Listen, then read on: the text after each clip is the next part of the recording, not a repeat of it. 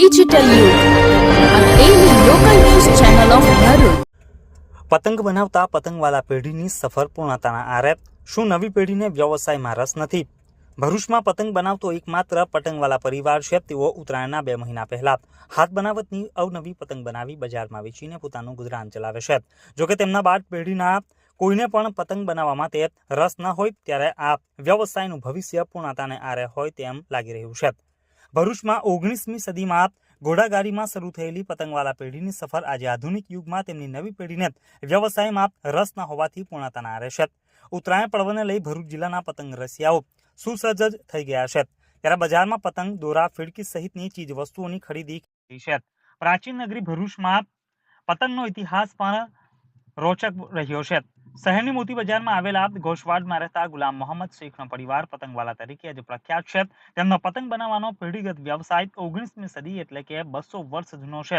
જોકે હાલ મોંઘવારીના આ જમાનામાં તમામ ચીજ વસ્તુઓ મોંઘી બનતા પતંગવાલા પરિવાર વેચવા જેટલી જ પતંગો બનાવી પોતાનું ગુજરાન ચલાવી રહ્યો છે। હાથ બનાવટથી બનતી પતંગોનો તમામ સામાન હાલમાં અમદાવાદથી લાવવામાં આવે છે।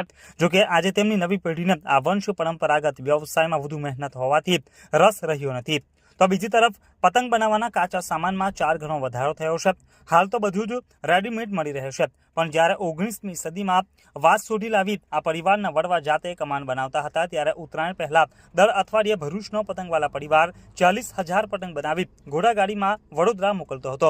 આજે તેઓ નખના આકારથી લઈ વિરાટ કદની પતંગો પોતાના હાથે બનાવે છે, જે પતંગબાજી સાથે સુશોભન અને હિંડોળા સહિતના ઉપયોગમાં પણ લેવામાં આવે છે। अस्सलामुअलैकुम रहमतुल्लाहि व बरकातहू।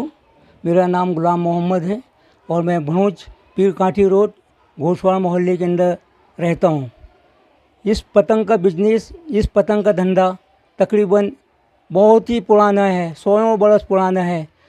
1965-70 की साल के अंदर हमारे कुटुंब के कुल सभ्य बहनें और भाई मिलाकर 10-12 जने के थे और कायदेसर के काउंटर लगते थे और एक काउंटर के ऊपर वो रीम आकर अटक जाता था, दूसरे काउंटर के ऊपर वो कट्टा था, तीसरे काउंटर के ऊपर उसकी वो छटान होती थी।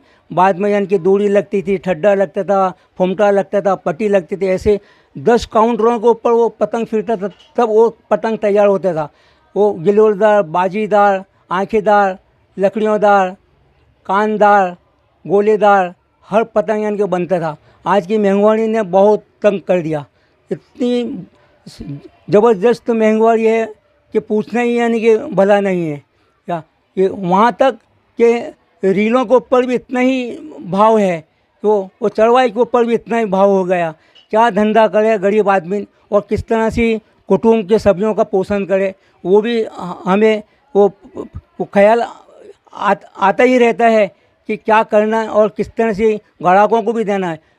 ये धंधा हमारे भरूच, हमारे गुजरात और हमारे हिंदुस्तान का नाम रोशन करने के लिए हम और बाप दादा का नाम रोशन करने के लिए ये धंधे को हमने पकड़ रखा है। क्या मेरे सिवाय कोई भी ये पतंग का कारोबार जानता नहीं है, सिर्फ खाली मैं बचा हुआ हूँ कुटुंब के अंदर। जब तक जान है वहाँ तक मैं करता रहूँगा। क्या ठीक है।